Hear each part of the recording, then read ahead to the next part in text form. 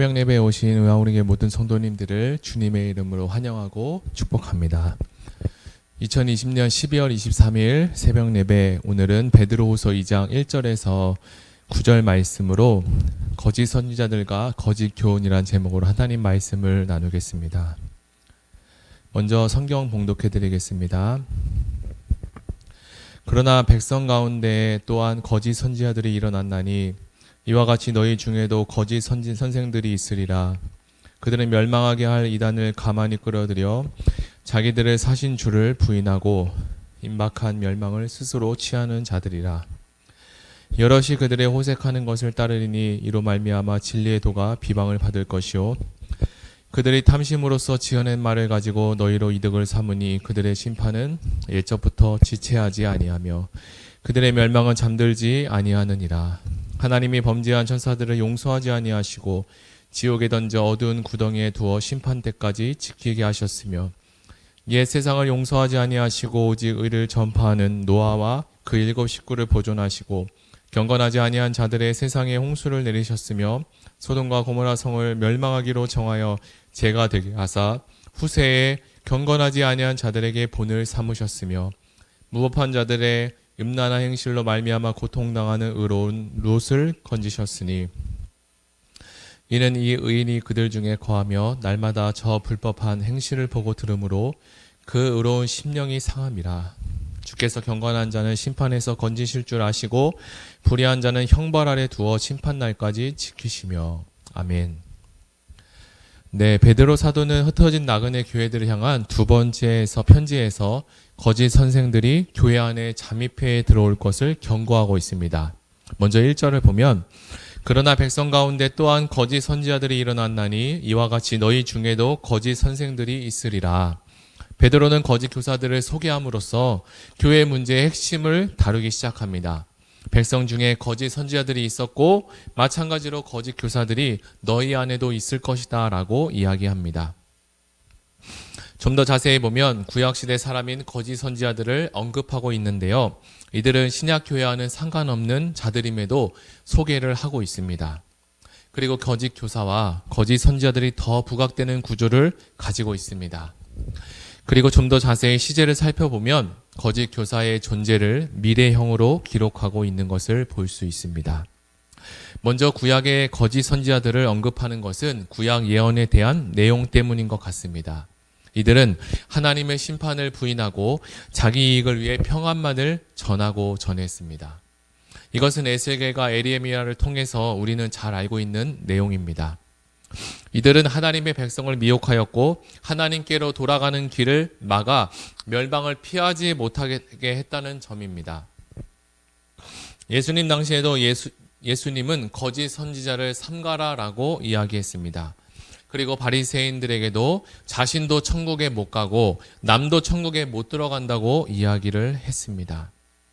이들 거짓 선지자의 가르침은 하나님의 기인한 것이 아닙니다. 그리고 재림과 심판에 대한 가르침을 무시하고 오직 너희는 평안하다. 그리고 너희는 안전하다. 잘하고 있다. 그리고 쾌락만을 추구하라고 이야기합니다. 베드로 사도가 이렇게 염려한 거짓 선생들은 어떤 사람들이었을까요? 먼저 본문을 보면 그들을 일컬어서 12절에 이성 없는 짐승이라고 부르고 있습니다. 그리고 14절에는 저주의 자식, 17절에는 물 없는 샘이요 광풍에 밀려가는 안개라고 이야기합니다. 죽음 앞에 베드로 사도가 분노에 찬 목소리로 왜 이토록 저주에 가까운 무서운 말을 쏘아 붙였겠습니까? 1절 하반절에 보면 그들은 멸망하게 할 이단을 가만히 끌어들여 자기들을 사신 주를 부인하고 임박한 멸망을 스스로 취하는 자들이다 라고 이야기합니다. 거짓 선생들의 목적은 성도들이 자기들을 사신 주님을 부인하게 하는 데 있습니다. 예수님은 사람들을 구원하기 위해 스스로 고난을 받으시고 십자가에 못 박혀 피 흘려 죽으셨습니다. 죽어 마땅한 우리를 대신해서 예수님이 죽으셨기 때문에 우리가 살아나게 된 것입니다. 그런데 거짓 교사들은 이런 예수님의 대속과 십자가의 죽음, 이것이 아무것도 아닌 것으로 성도들을 미혹하고 있습니다. 예수님의 죽음이 헛되고 무력한 죽음이었다라고 말하고 예수님의 부활과 승리는 왜곡해서 다른 바른 복음을 듣지 못하도록 가리고 있습니다. 그런데 문제는 거짓 교사들의 전략이 그리 간단하지가 않습니다. 거짓 교사들을 선동하는 마귀가 그리 단순하게 성도들을 미혹했을 리가 없습니다. 예수님은 요한복음 8장 44절에 마귀를 일컬어서 거짓말쟁이다, 그리고 거짓의 아비라고 불렀습니다. 태초부터 지금까지 온통 거짓말만 생각하고 거짓말을 연마하며 무수히 많은 사람들을 대상으로 거짓말을 해온 마귀로부터 부여받은 그 권한을 부여받은 거짓 선생들이라면 그들의 가르침은 아마 새로운 길이고 다른 진리고 더 신선한 생명으로 둔갑하여 가르쳐졌을 수도 있습니다. 거짓은 우리가 알고 있듯이 진실이 아니기 때문에 포장하고 더 아름답게 보이려고 여러 가지 많은 교묘한 전략을 하기 때문입니다. 거짓 교사들의 전략은 지금 우리 눈으로 보면 너무나 터무니없는 것으로 보이지만 실상은 우리도 매우 속아 넘어가기 쉬운 무서운 전략이기도 합니다. 그들은 인간 내면 깊숙이 도사리고 있는 욕망을 건드리고 부추겼습니다. 그들이 부추긴 욕망은 크게 세 종류로 분류할 수 있는데요. 첫째는 성적 욕망입니다. 거짓 교사들은 2절에 호색하는 자여 음심이 가득한 눈을 가진 자라. 그리고 음란을 행함으로써 육체의 정욕에 빠진 사람들이었다라고 이야기합니다. 또 자신들의 길로 사람들을 유혹하는 무서운 사람들이었습니다. 주변 사람 모두 다 성적 욕망을 추구하는 삶을 살고 있는 시대였다면 홀로 자신이 그것을 거부하고 육체의 순결을 지켜가는 것은 결코 쉬운 일이 아니었을 것입니다. 두 번째로 돈의 욕망입니다. 거짓 교사들은 부올의 아들 발람의 후손이었습니다. 그들은 발람처럼 불의의 싹을 사랑하는 자들이었습니다. 그들은 교회 공동체 안에서 예수 그리스도를 부인하게 할 뿐만 아니라 이를 통해 자신들의 주머니를 불리기 위함이었습니다. 자기 자신의 배를 위해서라면 예수를 시인하는 척하는 것은 결코 어려운 일이 아니었습니다. 마지막 세 번째로는 자유에 대한 욕심과 욕망입니다. 거짓 교사들은 사람들에게 자유를 준다고 깨는 사람들이었습니다. 이 말씀이 19절에 기록되어 있습니다. 그들의 자유는 자신의 욕망을 방해없이 마음껏 발산하는 방종에 가까운 것이었습니다. 성적으로 마음껏 누려도 된다는 방종, 자신의 이익을 위해 불의를 행해도 된다는 방종, 거짓 교사들은 진짜 종교란 이런 방종에 가까운 자유를 주는 종교라고 성도들을 깨웠을 수 있습니다. 우리가 알고 있는 기독교와는 너무나 다른 이야기입니다. 베드로가 베드로후서를 기록한 이후 많은 시간이 흐르고 또 시대도 또한 변했습니다. 그러나 거짓 교사들의 후에는 여전히 기세가 꺾이지 않고 지금도 존재하고 있습니다. 현대 교회 안에도 많은 거짓 교사들은 성도들을 유혹하여 구원의 길에서 끌어내려고 합니다. 그리고 우리를 위해서 고난받으시고 십자가에서 대속의 피를 흘리신 예수님의 죽음을 가볍게 생각하기도 합니다. 무엇이든지 주문하면 다 들어줄 것 같은 마술과 같은 예수님에 열광하고 있습니다. 그리고 내가 삶 가운데 사는 동안 내게 더 높은 연봉을 주고 더 내가 많은 영향력과 인기를 누릴 수 있고 내가 드리는 모든 기도에 응답해 주시는 것을 진짜 예수님이라고 생각하기도 합니다. 예수님도 사역을 시작하기 전에 광야에서 마귀에게 시험을 받으셨습니다. 예수님은 크게 세 가지 시험을 받으셨는데 먹는 것에 대한 시험, 그리고 능력에 대한 시험, 그리고 인기에 대한 시험입니다.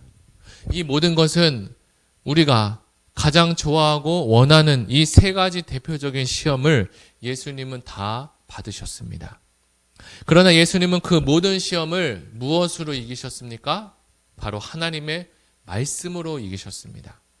결국 예수님은 십자가와 부활을 다 이루셨습니다.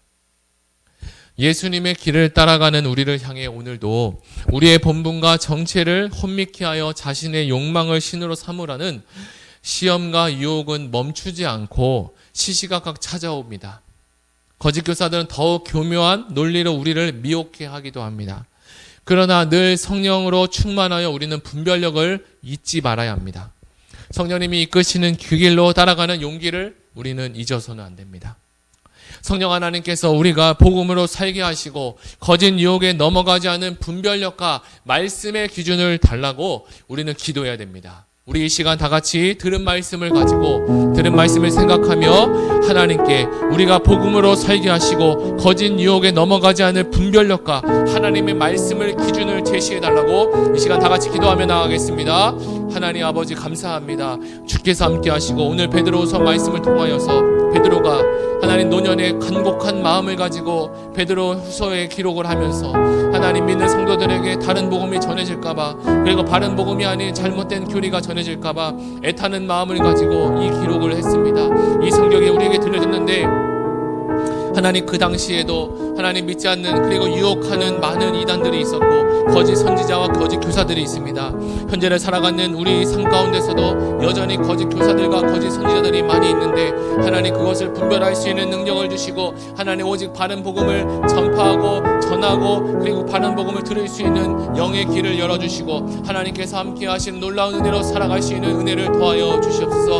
오늘 하루도 살아갈 때 하나님 우리가 하나님께서 공급하여 주시는 영적인 분별력을 가지고 살아가게 하시고 하나님 말씀만이 기준인 것을 우리가 알게 하시고 그 말씀대로 살아갈 수 있는 우리 모두가 되게 하여 주시옵소서.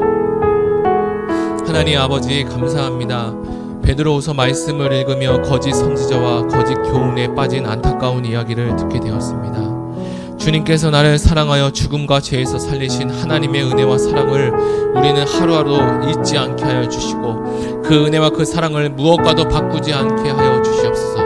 이 세상에서 누리는 작은 쾌락과 만족 때문에 예수님을 부인하지 않게 하시고 주님 따라가는 길이 험하고 어려워도 진리의 말씀 따라 살아갈 힘을 더하여 주시옵소서.